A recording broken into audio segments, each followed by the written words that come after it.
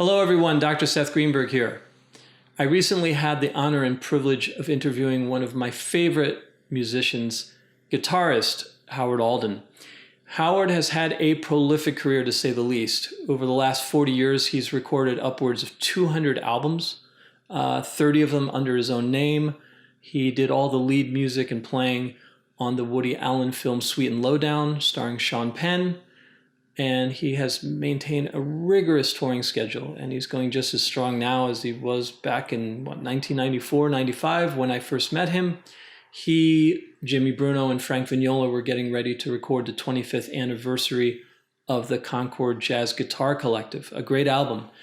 And really, you will not meet a better musician and a more humble human being than Howard.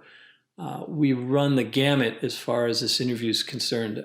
We talk about everything from early formative experiences, both on and off the bandstand, to his approach to arranging solo pieces for the guitar, to his current projects, and many other things. So you're in for a real treat. And if there are any relevant links, you will find them in the description below.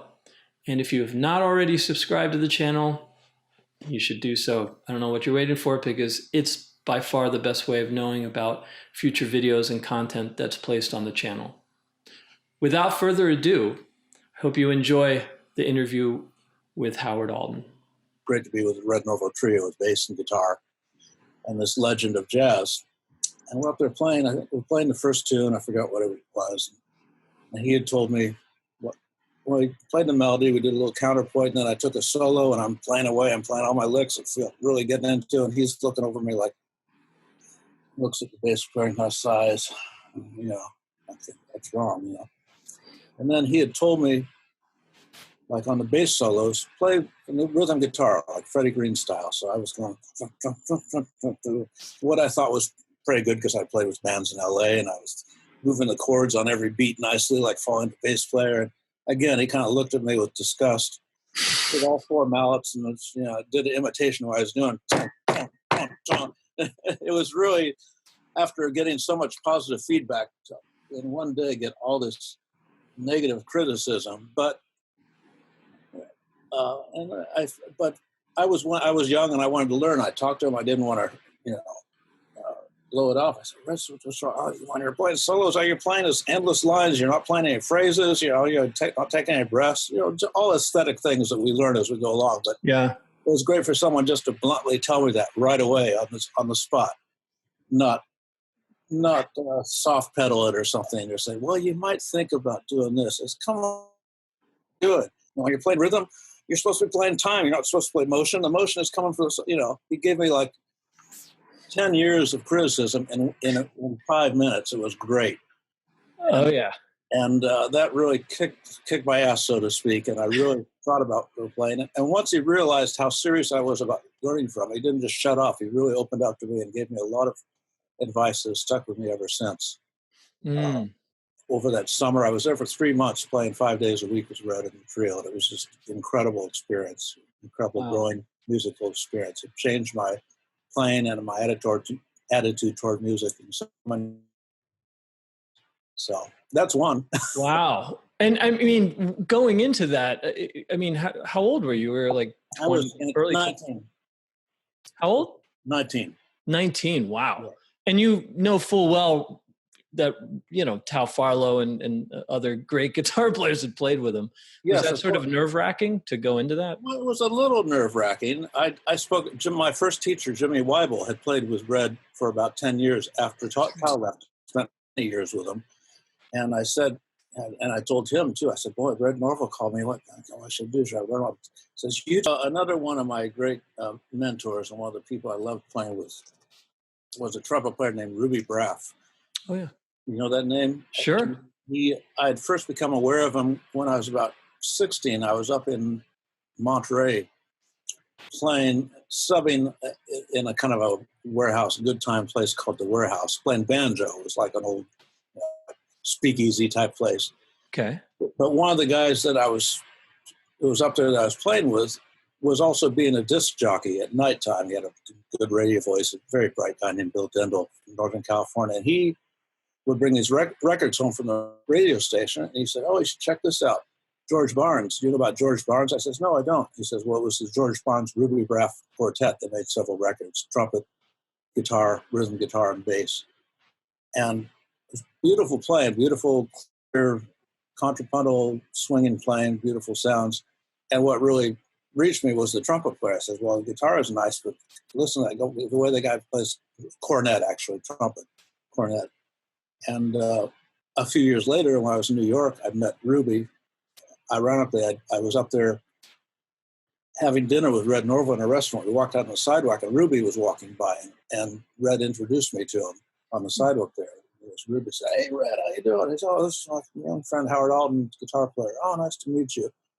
And over the next year or so, Ruby heard me at a couple places, started asking me to play some gigs with him.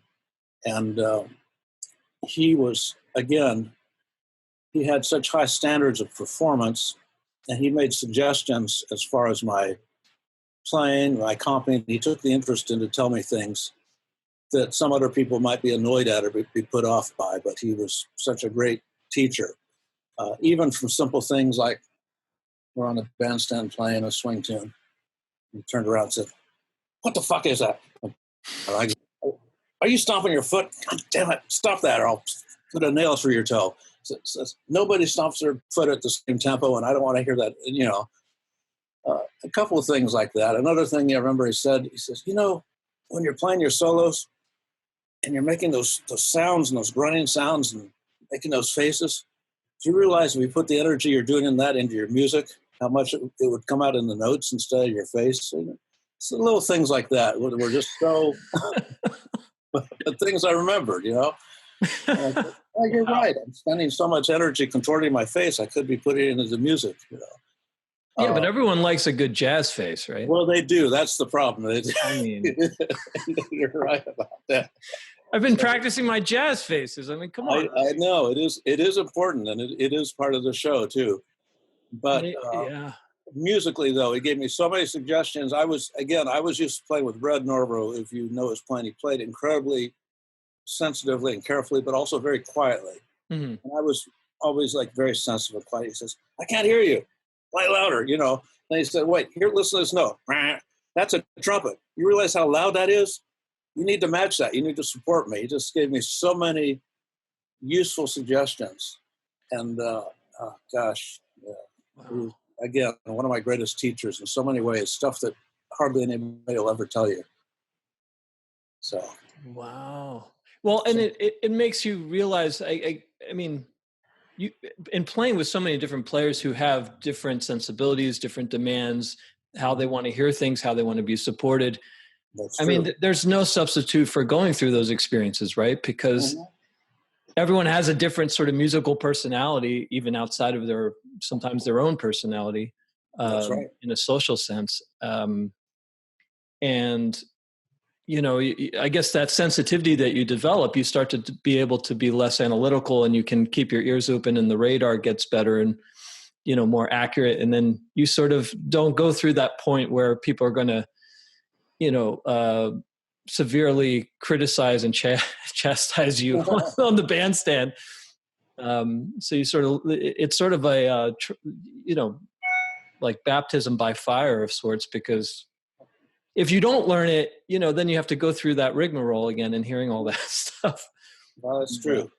But the main thing that you learn from all that is really pay attention and realize that, just like many other things in life, every single situation is going to be different. There's no one cookie cutter solution to everything.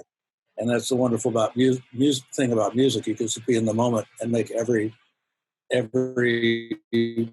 moment, every situation special and unique if you really pay attention to really in the moment and figure out what's going to work at that time, and also be sensitive to what other people want too. Yeah. And in terms of your development as a player, I mean, clearly, you were influenced by Charlie Christian, Barney Kessel, but there's always your sound and playing is still uniquely yours. Did you have, I mean, in sort of you mentioned you studied with Jimmy Weibel, I think Joe Diorio for a little bit, or? I knew, well, I was around Joe a lot through Yeah. the Guitar Institute when I was there the first year. He was a major teacher there, and I, in addition to being in the school with him, to go hear him play regularly and took some private lessons from him. So yes, he was definitely one of my influences back then. How did you go from those influences to sort of forming your own sense of how you wanted to sound and how you wanted to play? Well, I don't know. It really just kind of evolved. You know, you hear things you like, you hear things you don't like, and Yeah. the things you like, you reject things you don't like, and I don't know. It's hard. It's hard to define a point when that actually happened, because at one point you're still saying, "Oh, okay, I could play. If I could play this thing like Tal here, or if I could, whatever, if I could play, like Wes Montgomery, all these great models that we have to study and learn from." But at some point, it just became that I was able to take all these different things and put them into my own thing, and they come out with your own personality. And the other thing is, and again, something that Ruby said years ago too, is, don't feel self-conscious if you're trying to play something that someone else plays, because everybody, it's still going to come out like you eventually. He said, everybody has their own fingerprints. There's no one alike in the world. So yeah. Well, that reminds me of Billy Bean. His big thing was playing with a sort of integrity or sincerity. Yes. It was like more of the sincerity of your gesture and what's motivating it, as opposed to what the actual analyzed notes are, or where that came from. That's a big thing. Yes, that's definitely. I agree with that totally. And that's one of the things that I've tried to do for many years, is play sincerely, not just toss something off. Yeah. Well, speaking of taste changing, like if you go back through you've recorded over 30 album recordings on your own, right? 30 albums. Something like that, yeah. If you listen, are there times when you listen to certain things from the aesthetic point of view that you have now that, maybe at that time you didn't like, that you now like, and vice versa? Yes and yes.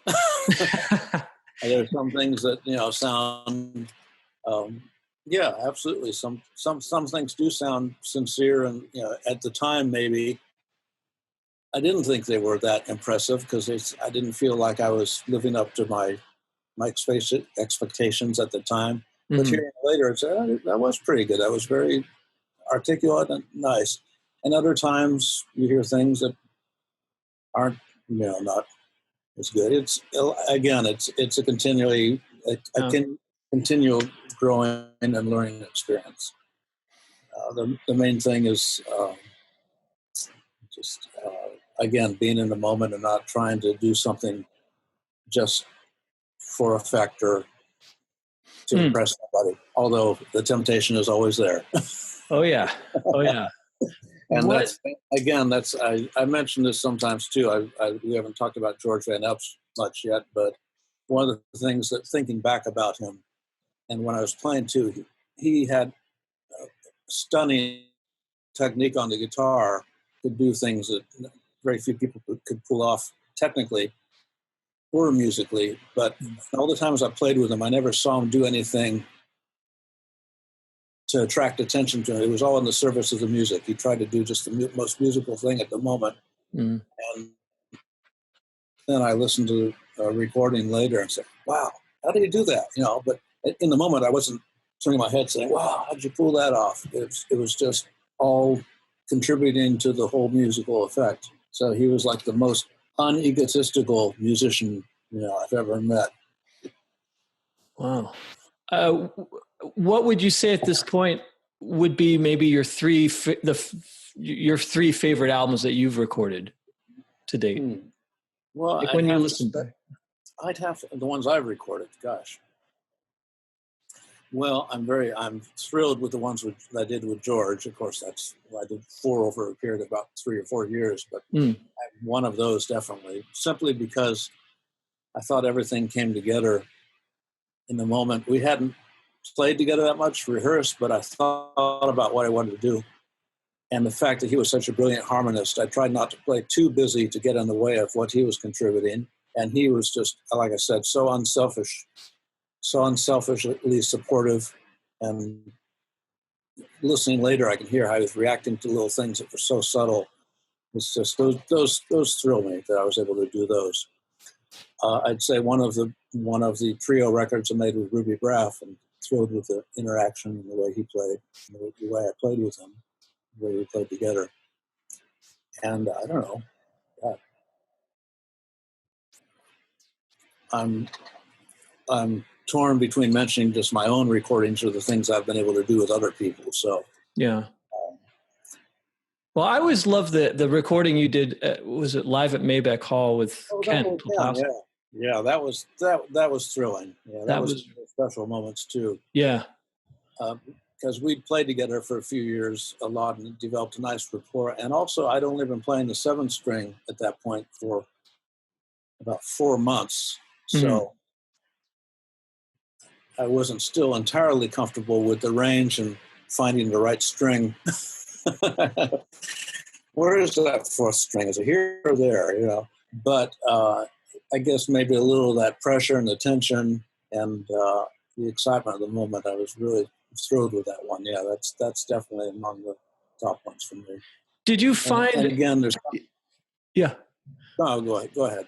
I was going to say, speaking of the 7-string, that adjustment, I remember Jimmy Bruno saying that the way he was able to adapt to it was by not looking. Mm-hmm. That if he didn't look at the guitar, he was able to, it wouldn't mess him up. He would be able to navigate with much more ease than if he visually looked at it and just everything's in different flat. And, did you find that to be true with York? Yeah, really.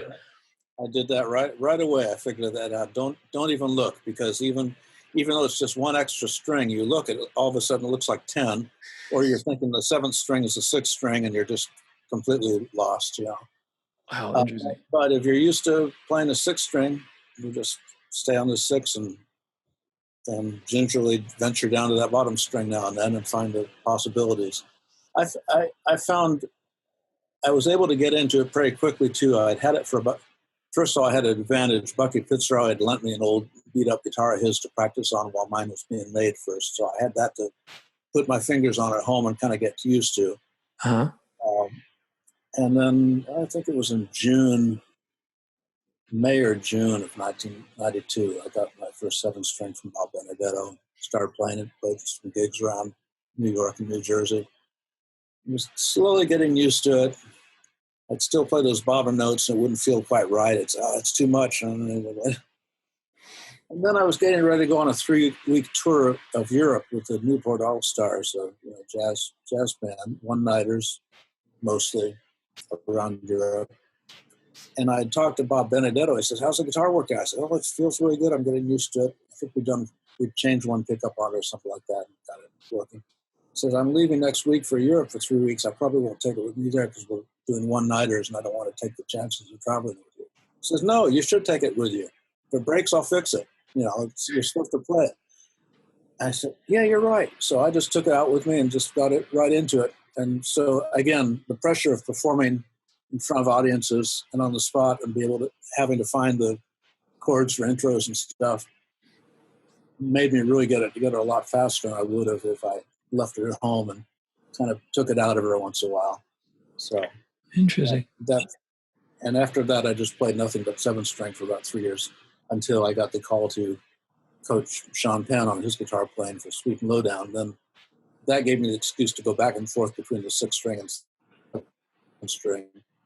And I got used to judging the distances and the spaces differently. Now, Lenny Breau, if I understand, had a 7-string, but he had a higher note or a higher string. He used a high A. Did you ever mess with that? Did you ever one day to say, I think I'm going to try that? I never did. I think it's a great idea, and I never did yet. Although now you're planting ideas in my head as if I don't have enough to do. No, it was great. He started playing that about the time I left LA, and then he was playing for another year or so after that, and there's recordings of him playing. It's great because he's able to get this high ethereal sounds, and Bill Evans, this high melodies and comping chords in the middle. It's a beautiful sound, and yeah. When I first moved to New York, I was there for 6 months or so, and then fellow from Canada, Lorne Lofsky, well-known guitar player from Toronto. He was hanging out in New York for 4 months, just down, checking out the scene and playing and stuff. And I met him somewhere. He came over to my apartment. We'd play. At that time, he was playing an 8-string guitar, which had a low A and a high A. Oh, wow. It was like a combination of the two. And it was too much. I couldn't comprehend it at the time. I couldn't even look at him, but I enjoyed playing with him. He was all over that thing. Beautiful, because you had the possibilities for the bass lines and, again, the high harmonies, clear high melodies. And he had some kind of homemade one that someone had made for him. But then a few years later, when he started to get more presence on the scene and started making recordings, I saw one of his records. I said, Lorne Lofsky, great. And there's a picture of him with a Telecaster. Oh, he's playing a 6-string now. So wow. I don't know if he still I haven't spoken to him in 30 years, but he just decided to narrow his palette down to 6 strings, which is fine too. I was just going to say there's so many possibilities of combinations of strings. Another fellow in New York, Michele Ramo, who's back in Michigan now, but he was in New York for about 10 years. He had, great Italian natural musician, played violin, and he was playing a 6-string guitar. We heard Bucky play and said, I got to get a 7-string, and it was all over that. And then 6 months later, said, I'm gonna get another bass string, get an 8-string. He did a lot of solo guitars too, and a very good solo guitarist. He's got, I don't even know, I forget what his low bass string is, but he's figured out a way to make it work for him. So, well, I mean, sometimes you do face the tyranny of option, right? Mm-hmm. Yes. Like, where do I go? And then you're stifled by the options of it, which actually, speaking of which, I have a student who had asked, in terms of, doing a lot of solo guitar arranging, do you have any specific way that you approach it? Or is it just sort of having a basic idea as to how you want it to sound and then going through the textural differences and the contrasts that way? Yes. Well, again, most of the music I play, again, is from basically American songbook type of tunes. And I've worked away. There's various textures I've learned how to use over the years. Melodies, bass notes, chords in between, open voicings, close voicings, trying to work a bit of counterpoint into it from, again, starting with my studies years ago with Jimmy Weibel and other, just making up things on my own. So I try to get to know the melody clearly, find out what kind of a company is best for it. And a lot of it I put together on the spot. I don't write out that much stuff anymore other than when I write out examples of different things for students. So, and then there's, depending if you're a fingerstyle guitar player, if you want to do arpeggiated type accompaniment, or you want to do Chet Atkins style or Earl Travis style. Yeah. There's lots of options. The main thing I do try to do, and the one thing that most guitarists get hung up in, is getting too hung up in the texture and not letting the melody ring out clear enough. So that's the one thing that I always try to make happen in between all the other stuff, whether it's a melody on a top string or on a bottom string or a middle string. Make sure that that comes out clearly stronger than the harmony or the accompaniment. Yeah. Well, because that's really the priority. I mean, the rest of it is accompaniment or to support the melody, right? Yes. I mean, I've ever since I was a teenager, I've loved harmony and chord substitutions and Art Tatum playing 20 chords in every bar and stuff, and I love that all. But you've got to remember what the listener is hearing, and what's going to leave the most impression in the long run. So all those colors can get too colorful sometimes. Yeah. Well, that's with certain students. Like I have to make sure that they can state the melody as a monophonic, just single line melody, and it can stand on its own. Yes. Because if a player seems to not be able to really make just the melody stand on its own, you start asking them to harmonize things, even if it's a counterpoint, just two notes, just hitting the bass note and the melody. Yeah. it's as if, someone's trying to pick up, 20 pounds, can't really handle 20 pounds, but is going to try to do 40 pounds and say, well, maybe you should handle the 20 first before you try to go. Right. We're definitely on the same page there. If you can't if you can make a melody stand out and swing on its own, and even without the harmony, usually the melodic line will imply enough movement that you can hear it. Just like I use the example, just think of someone sitting on a street corner in New York playing the saxophone by himself. Yeah. Someone doing that, then everything else is just additional icing on the cake, so to speak. Well, and certainly some of that also, I guess you would apply to improvising, right? I mean, in terms of just playing, being able to tell a simple story using like a relatively simple vocabulary, but being able to convey that and to have that narrative stand on its own. Absolutely. Without the need of, a ton of other devices and what have you, and theoretical constructs that you say, okay, I could try this, I could do this, I could do this. Mm-hmm. And the ear starts to close up, and then everything is being, directed by your analytical conscious process of breaking things down. It seems, there was, I can't remember, I think it was Sidney Bechet. I might be a little bit off, but I'm pretty sure it was the story related to him, and somebody had went to him for a lesson, and he sat there and he said, well, he said to the guy taking the lesson, he said, okay, well, play me a note. And the guy plays a note. Mm-hmm. Right.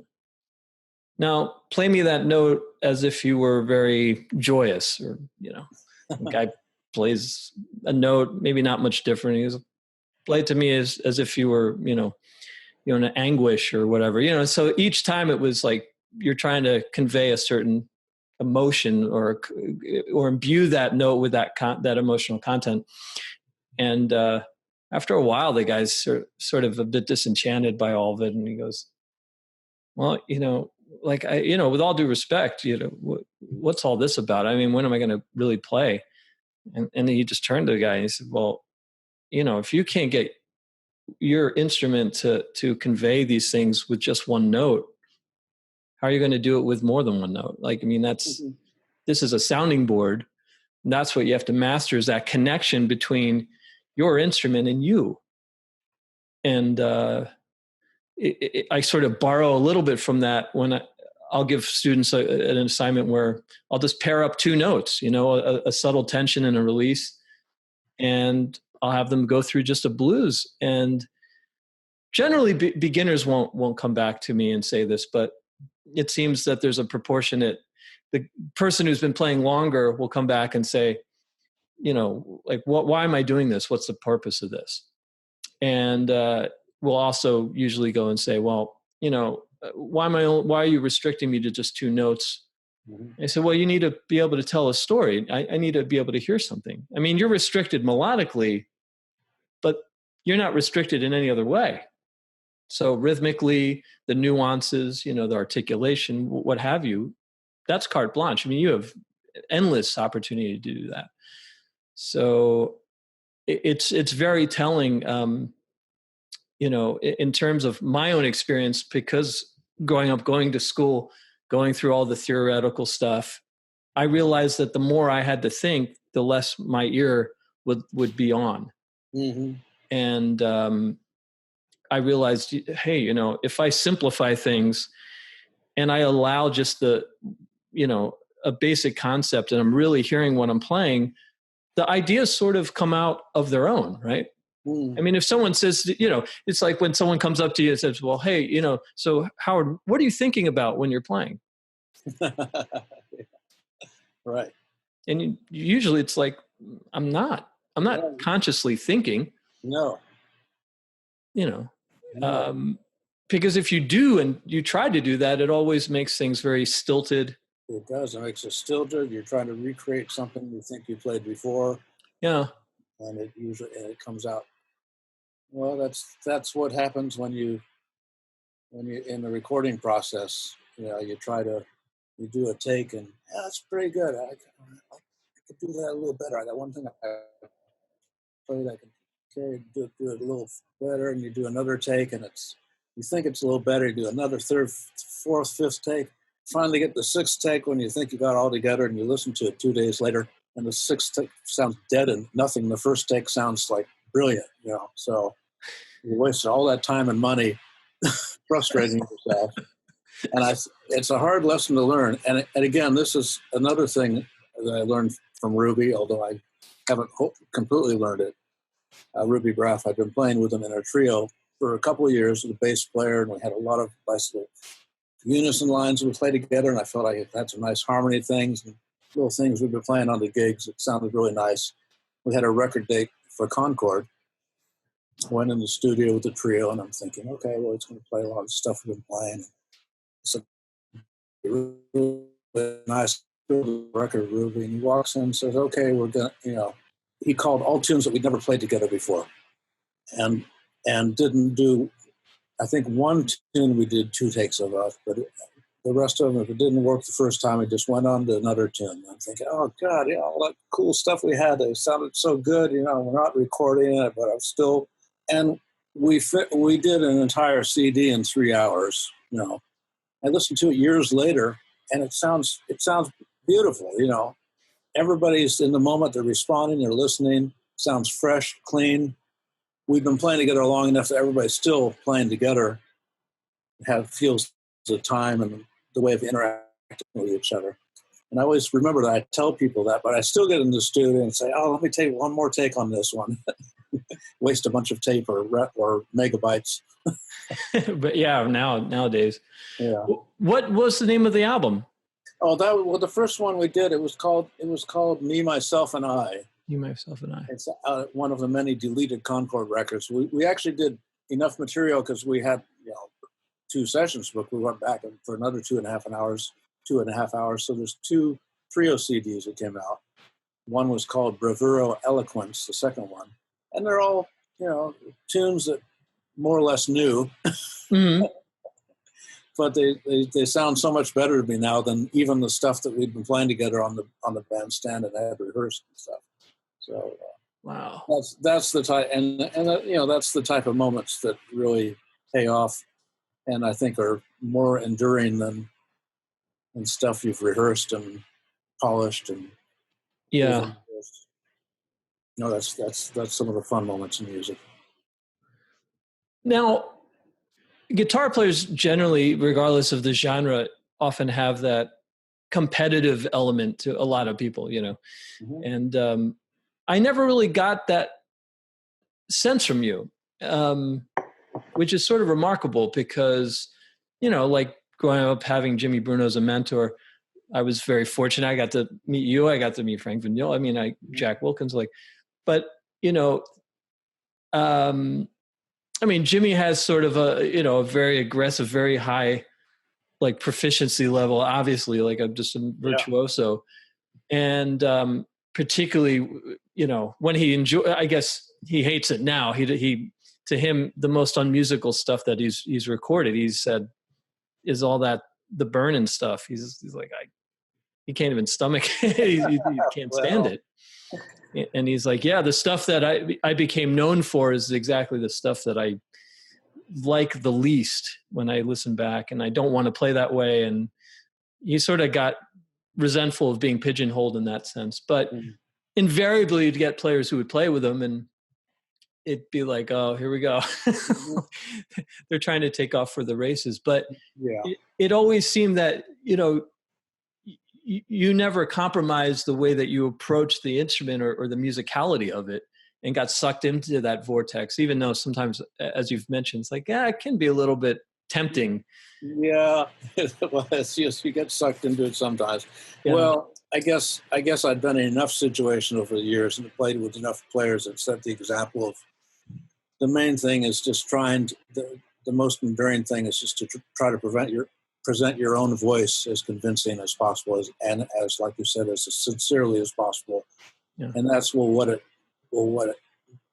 makes stands out from the rest of the people and make a difference. You don't want to hear three players play in a row, all playing the same licks, each one faster than the other one. So Yeah. Yeah. I do deliberately think of what will be somewhat different, or maybe exhibit my strengths more in that context. So, Yeah. Well, I mean, it just seems that the philosophy, if you will, is more to be complementary than competitive.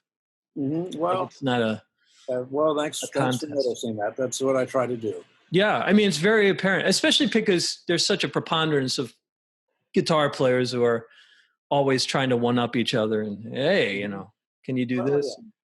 And it doesn't serve the music. It just serves the game. Seldom does, yeah. Sometimes it can be fun and thrilling. Yeah. And that's one thing that's been encouraged over the years in jazz too, in certain situations. But I think that, again, I've always tried to do things that complement or contrast with what's going on around me. Well, do you feel as though you're always, if there's a competitive element, it's always with yourself, not really with That's a good way of saying it. the others? Yeah. I would say so. The competitive element is either just to try to exceed your standards for not just technique, but for musicality or for thoughtfulness or for, I don't know, harmonic cleverness. Yeah. Yeah. Are you still doing master classes when you are traveling? And yes, I do. I do little things like that. And in fact, I'm doing one down here in the Tucson area the first part of January. I'm doing okay. A little master class and small concert. And when I travel, I usually get organized for something like that. So yes, I do. Oh, wow. Now, I'm curious, what would you say, is there one thing that stands out to you among guitar players or maybe even musicians in general, an area that you feel is most deficient or most lacking? Is there anything that stands out that you kind of go, yeah, the majority of the time, this is the one element that I think most players need to focus most on? The biggest one, and this is going to, I guess I've graduated into official old fart now, but this is a thing I heard from, 40 years ago from people too. But the biggest thing is people not being able to play a melody convincingly. Whether it's an old standard, whether it's a jazz standard, so I've played over and over again for the last 40, 60 years, someone's still not really being able to play it convincingly. And I'm not talking about trying to imitate someone's version of it or sing it particularly, but just presenting it so it's solid enough that both the listener and other players can grab onto it. And that's not only guitar players, that's most instrumentalists that are doing what they call jazz, Huh. Not to belittle, there's nothing wrong with creativity and making your own statement of it. But if you're going to play a melody, in fact, just a melody, not necessarily the melody, but a melody, and make it work. If you're not going to do it exactly off the sheet music or the exact version, still make it hang through as a melodic statement that someone can grasp onto musically and that you can make other things work around. Whether it's a cantus firmus or something like that. Right. Have you noticed that has that increased in terms of what you've encountered, or over the years? It's hard to say. There's not so many of the old timers I used to play with around so much to play older tunes, but even it depends. Of course, there's a lot of original music. People are writing their own tunes too. That's fine too. But if you're playing in a group, you've got other players, I see less of the sensitivity communication. I don't know. Yeah. I'm probably making an unfair comparison here, but just to play something and realize someone else is interacting with you. Of course, there's some people are doing it at a very high level too. Though Sure. I'm not saying this is a universal problem, but that's something I notice. I look for is people listening to and responding in the moment. Some players do, and some people don't. Yeah. When you were starting out playing guitar, what is it that grabbed you? I mean, was it just the sound of it? Was it I know obviously the sound is going to be part of it, but what motivated your passion to pursue it? Well, I like the sound. I liked again, the people that really interested me in jazz guitar at first. I mentioned, of course, Barney Kessel, Charlie Christian, people like that. So the time and the sound, because both those guys played with very assertive and definitive time. Yeah. Barney played very clearly stated phrases, particularly on his early recordings. Yeah. Um, and I love the tunes. I was playing a lot of those tunes with those kind of harmonies when I started out on the tenor banjo. So I was playing a lot of tunes from the 20s and 30s. So that early American songbook harmony was firmly instilled in my ears. You know, I knew that G seventh went to C, and then I eventually learned about G minor seventh going to C seventh, Uh-huh. stuff like that. Or D seventh, G seventh, C seventh, F. You know, Sweet Georgia Brown, things like that. And I like those changes. I like the harmony and the melodies against them. And I learned first, of course, I learned how to the idea of just playing 4/4 rhythm, not only on the banjo and traditional bands, on the guitar, and then eventually, when I got into a little more subtle things, I learned that people didn't want 4/4 rhythm on the guitar all the time. And I learned the idea of comping and making complementary statements there. I mean, that's again a growing experience where you learn how to do different things for different people in different situations. Yeah. You know, it's. Well, I'm getting distracted a little bit here, but I'm thinking when you talked about some moments playing with different players, you know, I learned how to do the comping thing, a little sparser comping thing, a la, you know. I learned how to, I felt I played really good Freddie Green style rhythm, and in addition to playing, I played like acoustic guitar in big bands in LA. I'd sat there for 4 hours playing with Matt Pierce, Frankie Cap big band and stuff like that. Felt I had a good feel for that. I refined it a bit with Red Norvo. I knew how to play subtle rhythm and stuff. And one of my first, the break that really made it possible for me to move to New York was playing with a guy named Joe Bushkin. He's a piano player.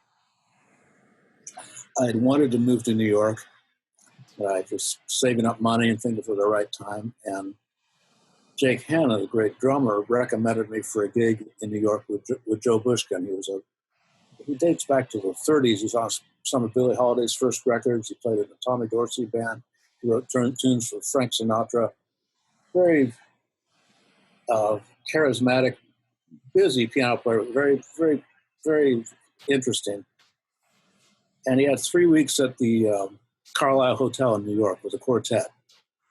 He wanted Johnny Smith to play with him because Johnny had played with him back in the 50s. They were old friends, and they'd done tours with Bing Crosby in the 70s. Johnny hated New York so much he would only come for 1 week. He says, "I'm not coming there long. I'll do 1 week with you."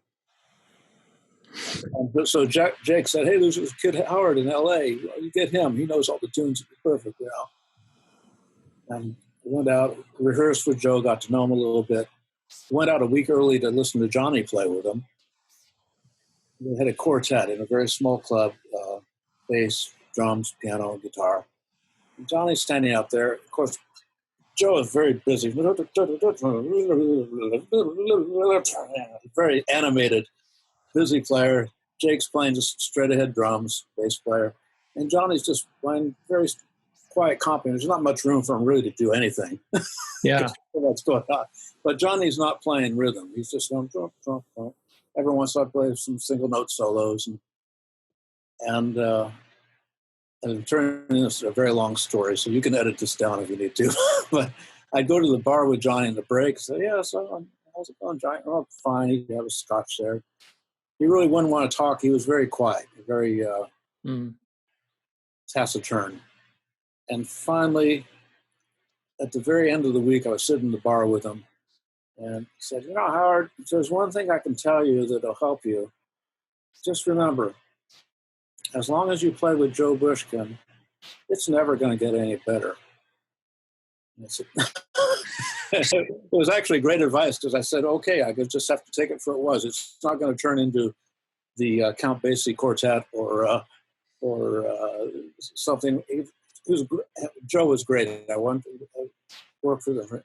Anyhow, I got on the gig next week. I'm thinking, well, what would be good here is he's so busy, and I know Jake. I've been playing him for years. I'll just play really quiet, nice rhythm guitar and make a nice groove for him there.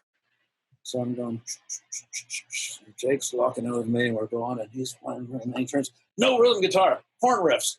So, oh shit, he wants me to do exactly the opposite of what would be instinctive or what would work in this situation. I said, okay, a couple of shout chorus, and I'm saying, okay, finally, this is really swinging. I'll go back to the rhythm guitar here. And he turns again and says, no rhythm guitar, don't rhythm, horn riffs. Okay. So, but he forced me to do something that was so unnatural to me at the time. But I found ways of playing with him, finding like little phrases that he played, reinforce them, or play some like long notes behind him every once, and do what he suggested. Try to sound like a subtle horn section behind him or something. And eventually, it really made it happen. And it was really wonderful because it was something that I hadn't heard anybody really do with him. And even his wife, who was kind of a snob, came up after a couple of times. Oh, I hear you doing things with Joe that it's just wonderful. You really, So that's an example. But I would never play that way with any other piano player. Only with him. I went on to play with him for like 20 years after that, off and on. And it was really completely different than I'd ever play with anybody else. And that's an example of trying to figure out what will work in the situation, even if it's not what you would think you're doing with like a piano quartet with guitar. Yeah. Well, it's interesting. And he didn't want me to lay out till I'd play with other piano players. Say, oh, when I'm playing, just lay out. Excuse me, He wanted me in there. He wanted me doing stuff, but he wanted me doing stuff that contributed in a different way. Yeah. Well, it's interesting with piano players because some of them will just sort of play that way, and some will adapt and change. I mean, like right. With Bill, Bill Evans and Jim Hall recordings, that the interplay between them is quite remarkable. But one thing that comes to mind, I remember the I think it was Pablo recordings of our Tatum with the rhythm section with guitar. It was Joe Jones and so Harry Sweets Edison's on there. But but Art plays as if he's just playing solo piano. Oh yeah. He doesn't care that there's other people there. He's just like, this is me. I'm just doing my thing. And there's almost as if like, and it made me wonder, it's like, is it that he just, with players, it's like, well, I'm so sort of set in the way that I play. This is me and take it or leave it. Or if it's just like, I don't want to have to, you guys figure out how to adapt to me. I'm not adapting to you. I'm sorry. Well, the interaction with other players is I always try to have interaction with other players. I'm not just playing solo. I can play solo by myself if I want to. When I'm playing with other players, I try to engage them in a conversation and have some fun with it. When I'm playing in generally, there's a couple of different, so many things come into consideration. You're thinking, well, you want to play something the audience will like. On the other hand, I figure if I play something I like, the audience will like it, or they'll hear it, something that they'll reach them. So that's where the sincerity thing comes in. If I, around town here, there's a couple of places I play some little solo things every once in a while, basically background music, but I don't try to play. I never try to play down the audience. I try to play things that interest me and sound good, and I think that the audience will usually pick up on that and rise to that level. And let's just get into another whole can of worms, which is the idea of people will accept many levels of quality or interesting things, and if you provide them with more interesting things, they'll rise and appreciate it. This probably get into a kind of dangerous area here, but yeah. But I try to play things that I'm proud of, and not something I'm not proud of. I don't try to. And I generally try to keep learning on the instrument and share that experience with the audience when I have a chance to. So, well, that makes any sense at all. Yeah, absolutely. But speaking of that, have you encountered times when you felt like you were doing that, you were playing, really particularly well, and you're saying like, wow, I'm really on tonight, and for some reason the audience didn't seem to reciprocate, and then other times when you thought, hey, I'm not actually doing so hot, but then for some reason the audience is like, Well, uproarious in their praise, and you're like, ugh. those things happen sometimes, but I try to do the things that make me feel good. I mean, we all know we can do something sensational on the guitar that'll get a lot of attention, or Yeah. will applause from the audience if you play something particularly high and loud, or fast, or do a tremolo on the 15th fret for 2 minutes. People are going to start shouting. But if I do that, I'm usually left with a really greasy, empty feeling where I have to go home and take a shower. So I try to do those things where it makes sense in telling a story of some sort, or something that makes me feel proud of my playing. Do you have any sort of warm-up routine when you're going to perform? I really don't. I try to. There's a lot of different things. I mean, I play the guitar a lot. I pick up the guitar and play it. I like to play things just spontaneously on the moment. I'd like to look at music and explore different things. So I don't have a warm-up routine as such, other than just playing the guitar and thinking of music. But like, if you usually are going to have to perform, do you feel like there's a certain amount of time prior to the performance that you have to sort of play like 10, 15 minutes or whatever? And maybe by the time to pick up the guitar in the dressing room or something and play a little bit, just to get in touch with the fingerboard a little bit. Interesting. But nothing really, unless there's something really demanding. If I'm playing someone else's music where there's something that I really need to have something under my fingers, or I'm learning a new lick or phrase or something, then I will have to work on that a little bit. I know, like 12 years ago or so, I did a tour with Mark O'Connor, the violin player, for about 8 weeks, and everything he played was ridiculously fast. So I would have to work on all of his lines and make sure I was warmed up a little bit for that. And he played these concerts where one fast tune after another, and where I was trying to provide intense rhythm guitar and kind of a swing, pseudo gypsy style. That would be a workout. That was just a physical workout. But mostly, and a lot of the time, just listening to music and getting a musical frame of mind is more productive than physically working on the guitar. Sometimes just listening to something inspiring or relaxing will free up your musical juices more than getting hung up in the mechanics of playing the guitar. And that's one thing that also was remarkable, come to think of it, is you always seem so sort of like just relaxed and calm. Whereas, some players, it looks, it looks and someone sounds as a result of that, like that they're fighting with the instrument. Like you always seem to be, never in odds, just like you've harmonized with the instrument, and whatever you're doing at that moment is going with a particular flow or like a natural inclination rather than trying to go against the grain. How does one develop that? Is that something that you were ever conscious of, and that you? Well, I was, yeah. I mean, again, things that people said to me over the years, or suggestions I had from different teachers, it all kind of comes together. Again, technically, I try to make things where I'm not fighting the instrument, because I want longevity in my career. I want my wrist to last a long time, so I want it as relaxed as possible. I don't want to get tendonitis. I don't want to get arthritis in my left hand from stretching awkward stretches unnecessarily.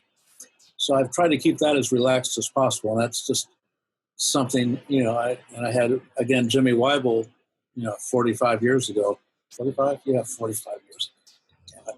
Had me doing things with my left-handed finger independence, and I still keep those in mind when I'm playing, so I'm not fighting myself in playing an instrument. So those are things I've worked on technically.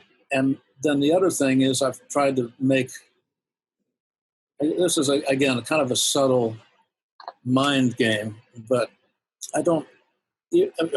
obviously I've practiced, but I try to think of as playing, not practice, because playing is more fun. And that's why, and I'm not going to practice to go out and practice in front of the audience. If I'm going to play in front of the audience, I want to play at home too and get used to playing, not practicing.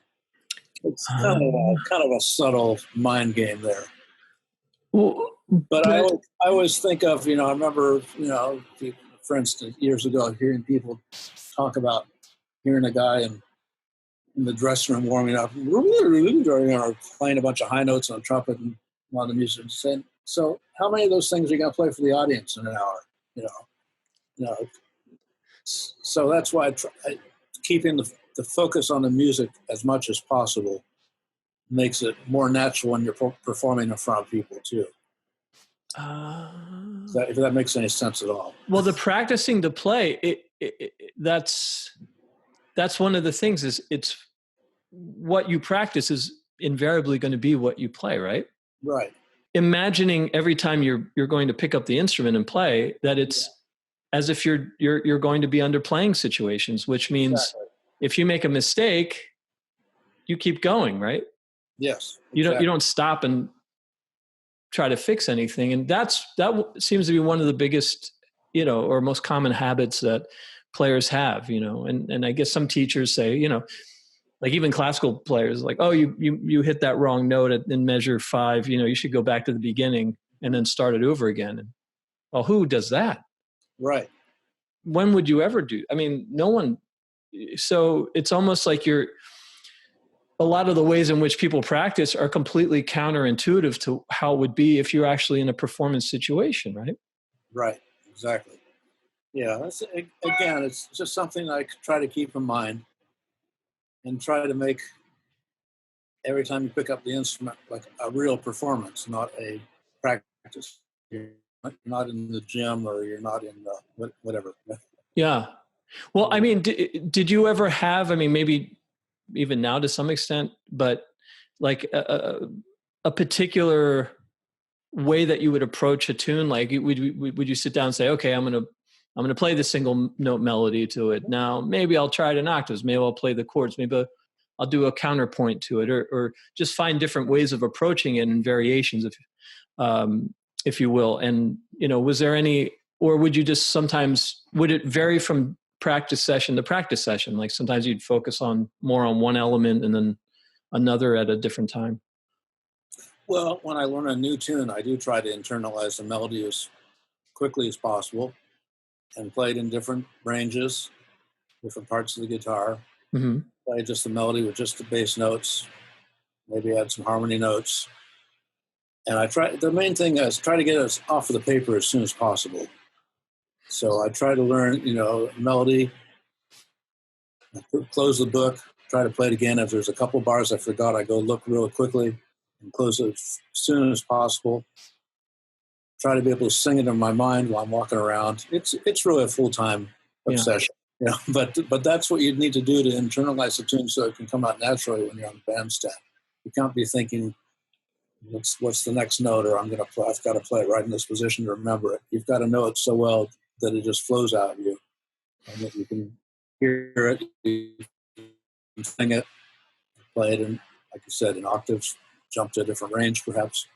And then there's always a thing of playing in different keys too. But when I'm trying to learn a tune quickly to perform it with someone, like in a few days, I'll just try to at least internalize in that key and get used to playing it. And I try to remember what I tell my students. I've been down here in Arizona playing a little bit with a fellow who moved here recently from New York, a bass player, and he's got me learning some tunes that I never got around to years ago, some Herbie Hancock tunes and stuff. And it's a challenge for me to learn them on the spot, but I try to practice that too. I try to learn them, internalize the melody, sing it, play it, etc. Yeah. But did you ever would you ever mess with, maybe there's a tune that you usually play in a particular key and you just say, hey, I've internalized it, I've got it. Now I'm going to play it. It's in G. I'm going to play it in E flat now. Yes, absolutely. Yeah, definitely. I mean, I've had to do that for years anyway, playing with various singers over the years. Right. So. Oh yeah. Be natural. Yeah.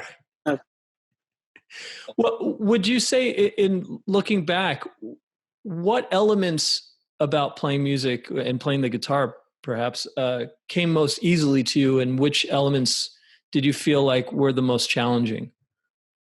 Well, yeah, initially, uh, once I got used to playing tunes and stuff, I got very good at hearing harmonies and remembering harmonies and chord progressions. Took me a little longer to get into the habit of really knowing melodies well and internalizing and playing them convincingly. That took a little longer. I got good at harmonies and improvising over harmonies. Melodies, I did what I accuse people of doing now, playing a couple of bars and then kind of filling in with some improvisation and getting back to melody. So that's the hard part, is to really commit yourself to a melody. But harmonies came pretty easily to me after a certain point for some reason. Huh. And obviously, with experience, you get faster and faster at being able to adapt that. And but would you ever get to a point where you would recognize the fact that you had totally gotten the tune to the point where you didn't have to be conscious really about anything? Like you could just follow your ear and that would be enough. You didn't have to think about fingerings. You didn't have to consider anything other than that, other than just following the sound that you were pursuing. Well, yeah, I mean, I think that's happened to different degrees over the years, but absolutely. Yeah. And again, some people, like I've played years ago, there's a piano player named Dick Hyman, who's great in many styles of piano, but in the early 90s, he chose to start doing some trio gigs with just me and a bass player. And he, although he's known for ragtime, stride, different things and stuff, he chose to play pretty free jazz on old standards and stuff, and would and we'd also do a lot of simultaneous contrapuntal improvisation and stuff. And he said, at that time, he was in his 60s, 60s and 70s, he was just all over the place.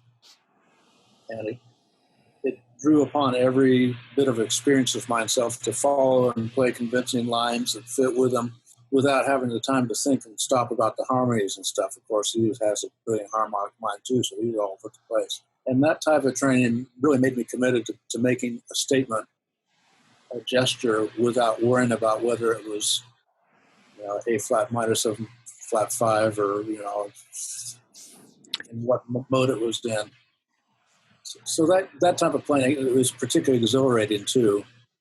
And those are things where I'm not thinking about fingerings or the fingerboard or what I'm playing. I'm just kind of responding to what's going on in the moment, and just kind of in the midst of it. Instead of having your conscious directing everything and telling your ear this is what it's about, it is always still deference given to your ear. And it seems with when you systematize anything, it becomes a very analytical approach, right? Yes, absolutely. Do you find that there's that sort of double-edged sword that, like, maybe from a technical standpoint, players play their instruments better than maybe they've played with? The proficiency levels are great, so that's a big plus, but maybe the musicality and the musicianship maybe has taken a bit of a back seat because of that? Well, I think so in certain areas, and certainly in what the jazz realm is these days. I think people are so hung up in both trying to learn so much technical or theoretical knowledge without just the genuine feeling for the music or interest in presenting something, and also the fact that we've got the entire recorded history of jazz available, on our iPhone now. So you've got so many things to listen to and so many things to intimidate you to, set so many large standards for you to try to achieve. Well, it's interesting time, Yeah. because it's not like, of course, 80 years ago, people carried around on the band bus with them a couple of 78s to try to listen to, a couple courses of Charlie Parker every once in a while.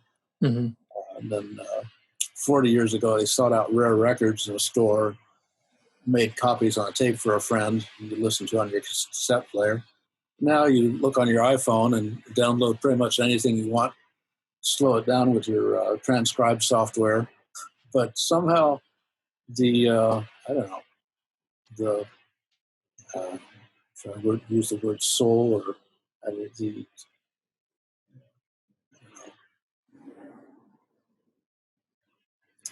I think a lot of the personality is gone, or there's boy, it's a tough one. Well, it's definitely different. Yeah. You've got to be strong enough to pursue the things that you're interested in, and don't feel that you have to do everything in the world. Do the things that you're really committed to and that you want to play personally. Sure. I think they're important.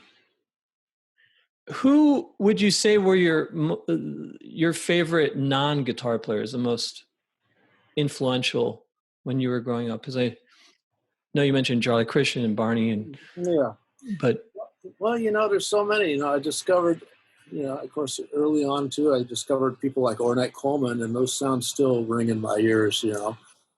Hearing those was such an awakening to a personality and a voice. And of course, a lot of the classic. Of course, I mentioned Ruby Braff. Even before then, I had tapes of like the same guy that turned me on to the jazz guitarists. Had like a couple of records like Clifford Brown. I remember making a tape of that and listening to those things over and over again. His melodic statements left such an impression.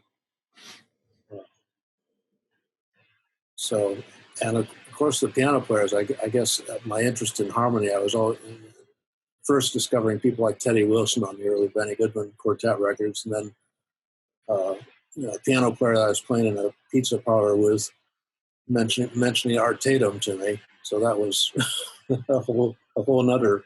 Oh yeah. And then another guy that I was playing with in a pizza parlor, playing banjo and taking the guitar and playing with it, says, there's this, I know you like Teddy Wilson. There's another piano. He's a little different, but I think I really like him. Thelonious Monk, have you ever heard of him? So Thelonious Monk was a huge influence on me too, both his tunes and his playing and his beat. So those are a few. Yeah. Well, that was the first album I think I ever heard of yours was Mysterioso. Oh yeah. I've just always been, for a long time, just intrigued by his playing and his little ditties, which stay with you because they're so distinctive. Yeah, and there's such a kind of a humor to it. Yeah. Like a quirkiness. But that also makes me wonder. You mentioned Ornette, and like more of sort of like that avant-garde school. Do you find that to be the case that like like foundationally that one should probably come from like a more tonal based approach before having license just to say, hey, I'm just going to do whatever I want musically? Well, yeah, again, that's a tough one too, but I think so. But again, that's because my ears are attuned to a tonal bass stuff. But I think it gives some sort of structure or something. Again, maybe it's structure that doesn't need to be imposed, but oh boy.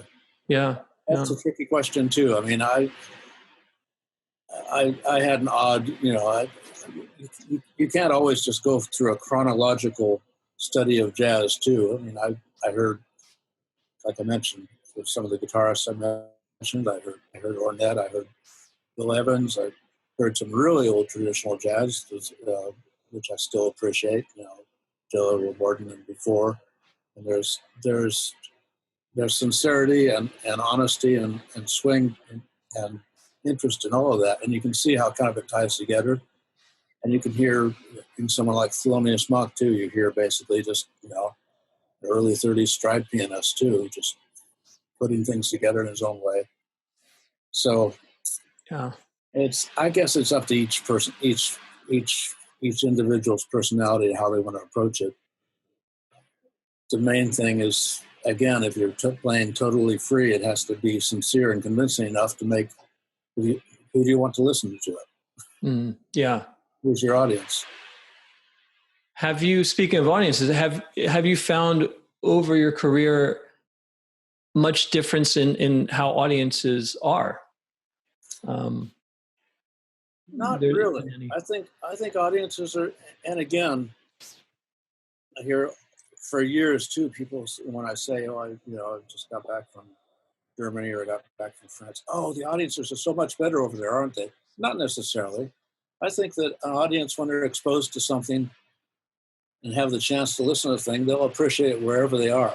It's not like I have to go to England to find someone to appreciate what I do. No, I think audiences, and I think young audiences are just as perceptive as old timers have been listening to jazz for 50 or 60 years, and sometimes less prejudice or less preconceptions too. I think as long as they hear something that's, again, we're going back to sincerity and honesty and interesting, I think it'll reach people if they have the opportunity to listen to it. Now, maybe the problem is just exposure of venues or lack of venues, because so much of the music industry is controlled by what the pop world is and the corporate. The fact that you're continually barraged by sounds wherever you go that have little to do with a lot of the music that we are interested in. But how would you say the industry has changed most radically, from your perspective? Well,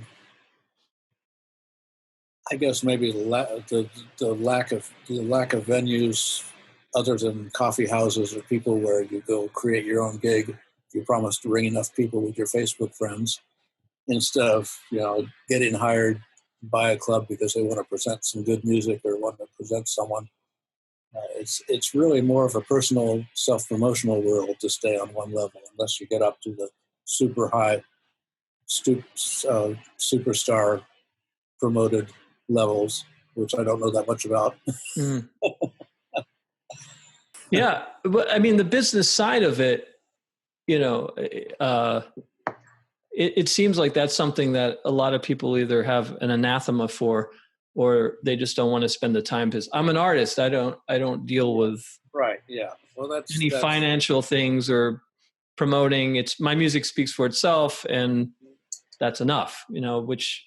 Well, 80 years ago, you could have that attitude and say, "Yeah, I'm just going to go on the road with the basic band and be a side band." Yeah. But right. that opportunity isn't around so much anymore. Yeah. Yeah. Speaking of books, have you ever considered writing one? Well, yeah. I mean, the only book I've written, some years ago, I did a book for Mel Bay Productions of the music I played for Sweet and Lowdown, the guitar work. Oh, cool! I didn't know that. That's the only thing that's actually published under my own name. I have a lot of material that I've been presenting to students over the years.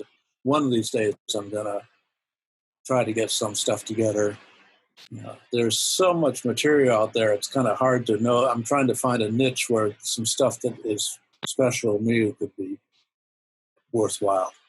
So, but no, I am doing. Recently, I started finally doing a few video lessons for a guy named Mike Geller, who has a website called Mike's Masterclasses.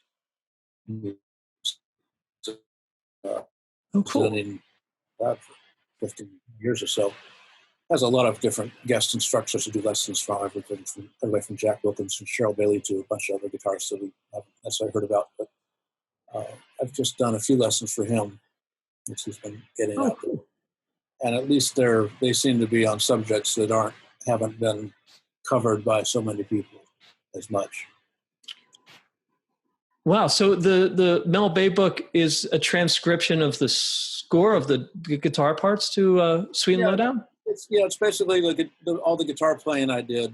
I did the transcriptions to make sure they're accurate and get the fingerings, but it's all the guitar music that was played, plus some things that actually didn't make it onto the score that we recorded. Uh, so it's the melodies as stated by me and the solo parts and a couple of guitar solos. Wow. Alden's Sweet and Lowdown, LA Publications. Oh, cool. How did that come about? Like how that project? Funny you should ask. Well, the aforementioned Dick Hyman, who I talked about, pianist, I'd done various things. He'd been Dick Hyman's musical director for his movies for about 20 years. And I'd done a couple of sessions for him before. I think I did a short bit on Radio Days, one of his films, where they had a group of musicians playing in a recording studio. And one day just called me out of the blue and said, Howard Alden, Howard, it's Dick Hyman. I said, hi, Dick. He said, Howard, can you play exactly like Django Reinhardt? I said, well, of course I can. Doesn't everybody know? I said, well, he said, well, Woody's next movie is going to be all like Django Reinhardt stuff. And I said, well, I've been listening to Django since I was 12 years old, and I played things off and on over the years, so I think I could do a good job. He says, well, okay, it'd be great. And he says, well, I want you to go meet the producer of the movie, not Woody, but his producer guy at some address on 55th Street. I was on my way to another rehearsal. I had my guitar with me, so I went up and met him, played a little stuff for him, and he said, oh, that's perfect, yeah. And then he says, would you consider teaching our star how to play guitar? I said, who's your star? He says, it's Sean Penn. I said, well, anyhow, one thing led to another. I rearranged my schedule for the summer, canceled a couple of tours, and made arrangements to spend time with Sean, teaching him how to play the guitar from scratch. He'd never touched a guitar in his life. And it involved flying back to California for a couple of days at a time where he was living. It involved spending a few weeks in Italy while I was filming another movie, working with him in the evenings or lunch breaks. And we recorded the music. We just had a list of tunes from Woody to record. At this point, I didn't even know what the movie was about. I still thought it was sort of about Django Reinhardt. And one time in Italy, Sean said, hey, have you seen the script of the movie? I said, no. He says, well, Woody doesn't let any of the actors see the script of the movie before he films, but you should see it because you're doing the music. He said, no, take it for a couple of nights. So I found it was about this fictitious character. It wasn't about Django Reinhardt. It was about an American, so and so. So that gave me a little more insight. But basically, I played like an American player who was influenced by Django Reinhardt, which is basically what I am. It's part of my musical makeup. It wasn't a big stretch to play a bunch of 1930s tunes in a swing guitar style. Oh, wow. And I was basically, after teaching Sean Penn, they had me on the set of the movie whenever Sean was there to keep working on the guitar on breaks and stuff, and wanted to pick up the guitar. It was really an interesting 5 or 6 months or so. Oh, wow. Because I got to see the movie made from scratch, being on the set there and seeing them shoot everything out of sequence and not knowing what it was going to look like at the end. Recording the music, which was very just natural jam session stuff, which Woody plugged into the movie afterwards. So, okay. That's how it came about. Oh, well, that's cool. That sounds like it was a very fun project. Well, it was, and it was also seeing how Woody shot his films, because he does, I guess the way he gets his spontaneity in a lot of his films is he doesn't, actors sign on to this movie, they don't really know what the movie is about. They just are told to say a few lines and stuff. I guess he doesn't want them to deliberate about too much or give it too much thought. So I didn't know what tunes Sean would be filming. I couldn't teach him 20 tunes that were recorded to play as a beginner. So I worked on a couple obvious tunes so he could play the melody in the right places and some chords. And we'd get to the set that day and he'd say, okay, 2 o'clock we're going to be filming Wrap Your Troubles in Dreams. Now that's a tune we hadn't even looked at. And Sean would say, well, there's no way I'm going to get all this, but you stand over to the side and I'll kind of keep an eye on you. So when you're playing chords, this, when I'm playing single notes, I can do this. And unfortunately, some of the things that Sean could play note for note never made it on film. A few of them did. But a lot of them he was just watching me and trying to approximate it. It's a shame. Oh, because wow. Woody had told me that we're going to be using this tune, this tune, this tune. He could have played them like really good. As it was, some people thought he was really convincing. Other people, guitarists mostly, thought, "Oh no, it's not even close." So, but it was interesting, and he was delightful to work with. He was very down to earth and very serious about doing it. And he was still playing a few years later after the film. He kept the guitar in his office and picked it up every once in a while. And got a lifelong interest in playing the guitar in between all his other projects. Would you say there are any like non-musical influences, like whether it was an author or, who influenced you, and you look back and go, wow, those sort of, there are life lessons and things of that nature that can, obviously be applied to any facet of life pretty much. Is there anything that strikes you out of like? I can't think of anything specific.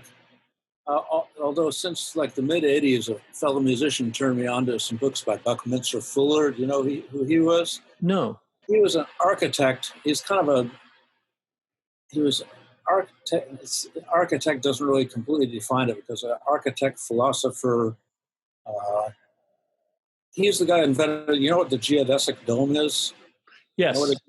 Well, he's the guy who invented that back in the late 20s, early 30s, or developed it. And he had a lot of ideas. He had things that were designed to make physical structures work better for all of humanity and to improve living conditions, so to make more go further, He was a very interesting guy. I got fascinated with reading his books, not because I wanted to be an architect, but just because I found his ideas about structures, the way things interacted, and his approach to life interesting. So I've got a ton of books by him that I've read almost all of, just because I find it fascinating. And it's funny, I mentioned Ornette, and even a couple of years after I became aware of Buckminster Fuller, Ornette had put out an album with his current band, The Primetime, live at the Caravan of Dreams, which was a jazz club in, I think, Dallas, Houston, maybe, which was built in a geodesic dome. And he said, "Oh, I love this because I was playing this club and became aware of Buckminster Fuller, and it's like my music, because it's like all these elements support each other but don't touch each other." And so that's one of my side passions. So if anybody out there is interested in Buckminster Fuller, it's a fascinating thing to look at, and look at his view of world history and how things have worked out and how things are related. Interesting. Yeah. the geodesic dome I've heard of, but no, Buckminster Fuller. So he published some books about, were they like more philosophical, or were they about architecture specific? Both. Sort of a combination. Yeah. Since I've moved to Arizona, it's one of my hobbies has just been exploring the environment. I've been to the Grand Canyon a couple of times. My wife has hiked to the bottom of the Grand Canyon many times over the last 30 years, but I've only made it down about an hour until I get in better shape. But that's one of the things I like to do, is just get outdoors and walk around and look at the neighborhood. Is your travel schedule as packed as it has been? I mean, have you, is it as rigorous, or is it, you have a little bit more downtime now, or? A little more downtime. And what I tried to do is, since I'm not in New York where it's just flying across the Atlantic, it was a 6-hour flight, but it's more like an 8 or 9 hour commitment getting over there. I tried to coordinate things so that several things are bunched into one tour. Although last year, actually, I say that, and the first half of this year turned out to be more rigorous than years, because I wound up going up to the Bay Area for a few weeks, coming home, going to England and Europe for 3 weeks with Nigel Kennedy, and then getting home for a couple of days, and then hearing from Nigel again saying, "Can you come to Eastern Europe for a week?" So turned around and going to Bulgaria, and Prague, and Dresden, coming home for a couple of weeks, going to Japan for a week, back to England. It was kind of a crazy first part of the year. So the second half of the year has been a little more peaceful, and not that I'm complaining. Were you familiar with Nigel Kennedy when you were called to play with him? He reached out to me about 18 years ago. Oh, When I was still in New York, his manager at that time contacted me because he wanted to, they knew my playing from the Sweden Lowdown context and other things. They knew I was kind of into the acoustic, for want of a better word, gypsy style playing, Django style playing. And Nigel was starting to do some of that, and he wanted to talk to me about doing some things. And I went. Nigel was doing a classical concert at Carnegie Hall. I went to the concert, and afterwards, I had a big, crazy party in his penthouse in the hotel next door. We got together, played a little bit, jammed, talked, and I talked to his manager a couple times after that, and then just nothing really came together at that time. mm-hmm. So then he reached out to me 18 years later, last year, and finally worked out. He has such an eclectic array of tastes and He does. music he plays. Yeah, he certainly does. Well, like I said, I knew he was into the Hendrix thing, and I thought I'd never be doing it until he asked me at the last minute to step in that concert last spring. But yeah, he's fascinating and really fun to play with. Really a beautiful in-the-moment improviser and great violinist. And it was fascinating too seeing him. So on one of the concerts too, he had a young guest violinist from Palestine, actually, Palestinian young guy, very beautiful violin he met in his travels last couple of years, and just seeing him going over some Bach two violin things with him and seeing the things he showed him gave me an idea of the depth of his knowledge and perception. We talked a lot too about, because he spent a lot of the 70s in New York. He was sent over to this Ruby Menuhin school, which was in New York at that time. And through that, he got exposed to a lot of the jazz scene in New York in the 70s. So we talked a lot about the people he went out to hear and met at that period. So fascinating and really fun musician to play with. So that leads me to asking, have you, having played the archtop for so long, have you ever, or do you sometimes pick up, I mean, do you own like a solid body, like a sort of Strat or even maybe a nylon string? I do. I have a nylon string, and actually some years ago, a guy in England made me a 7-string nylon string, which I've used on a couple of recordings and a couple of gigs. I don't have as much time to pick up as I'd like to. And I have a 7-string Machiavelli style or gypsy style guitar, which I played on the tours with Nigel. That's the one that seems to fit the stuff that we did best. Oh. And except, the one where I brought over the Benedetto for the Hendrix concert. I wonder how Bob feels about that. Well, I mentioned it to Howard Paul. He didn't seem to mind it. He runs the company now. No, What else? I have a 6-string Telecaster, but I've hardly played it. Or a pseudo Telecaster made by a different company. But I really everything I've done mostly seems to work out best on the archtop. Yeah. Electric. That seems to fit most of what I've done. Yeah. Well, when you play the nylon, for example, or even the Machiavelli, because that's still a very different sound, mm-hmm. right? Yeah. Do you find that the sound that you hear out of the guitar influences what you play? Absolutely. And what you hear, obviously. Yeah. Absolutely it does. And when I recorded the Sweden Lowdown soundtrack, I hadn't owned a Machiavelli style guitar ever. I'd known Django's playing and played a lot of his music over the years, but I decided to get a DuPont Machiavelli style guitar, and they also got one for Sean to use on screen. I actually got two, spare in case it broke. And I recorded the soundtrack, and that did inspire a little different phrasing, a little different sound. And when I play the Machiavelli acoustically with Nigel, even though I still have my jazz and my harmonic conceptions I think of, but it doesn't inspire you to phrase and play things differently. It's really fun. It's a different change. The nylon string too, I like to pick up, especially 15 years ago or so when I was getting more seriously into Brazilian music, so I was practicing more finger style on it. And like I said, I don't have time to play them as much as I'd like to, but because most of the calls still call for the archtop or now the Huh.